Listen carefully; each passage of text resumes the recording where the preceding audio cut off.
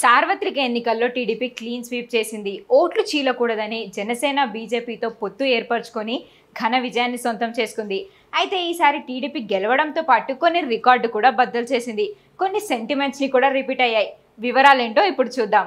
ఒక ప్రభుత్వంలో మంత్రిగా పనిచేసిన వారు తర్వాత ఎన్నికల్లో ఓటమి చెందుతారనే సెంటిమెంట్ కృష్ణా జిల్లాలో మరోసారి రిపీట్ అయింది. దానికి వైఎస్ జగన్ క్యాబినెట్లో జిల్లా నుండి మంత్రులుగా పనిచేసిన అందరూ పరాజయం చవిచూశారు. మరోవైపు మచిలీపట్నంలో ఏ పార్టీ గెలిస్తే ఆ పార్టీ రాష్ట్రంలో అధికారంలోకి వస్తుందనే సెంటిమెంట్ కూడా రిపీట్ అయింది. ఇక రికార్డుల విషయానికి వస్తే నెల్లూరు జిల్లా కాంగ్రెస్ మరియు వైసీపీ పార్టీలకు కంచుకోట. అలాంటి కోటపై ఇప్పుడు టీడీపీ జెండా ఎగురుతోంది. ఇప్పటి వరకు నెల్లూరు జిల్లాలోని నెల్లూరు సిటీ నియోజకవర్గం నుండి టీడీపీకి కలిసి రాలేదు. టీడీపీ పార్టీ స్థాపించిన తర్వాత 2 సార్లు మాత్రమే 1983, 1994లో అక్కడ గెలవగలిగింది. అంతకుముందు ఆ తర్వాత కూడా కాంగ్రెస్ గెలుచుకుంటూ వస్తోంది. ఇక వైసీపీ పార్టీ ఆవిర్భావం తర్వాత ఆ పార్టీ ఖాతాలోకి నెల్లూరు సిటీ వెళ్ళిపోయింది. 1994 తర్వాత ఒక్కసారి కూడా టీడీపీ గెలవలేకపోయింది.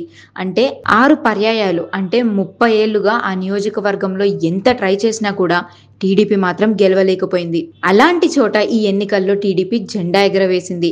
70,542 ఓట్ల బంపర్ మెజార్టీతో మాజీ మంత్రి పొంగూరు నారాయణ గెలిచారు.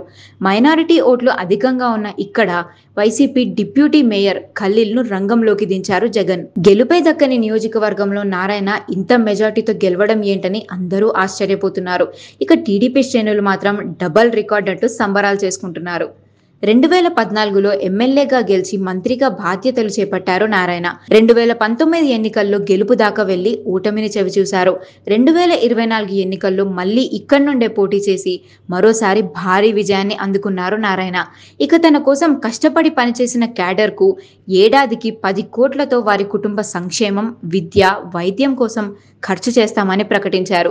గెలుపై దక్కని చోట నుండి గెలిచి నారాయణ రికార్డు బద్దలు కొట్టారు.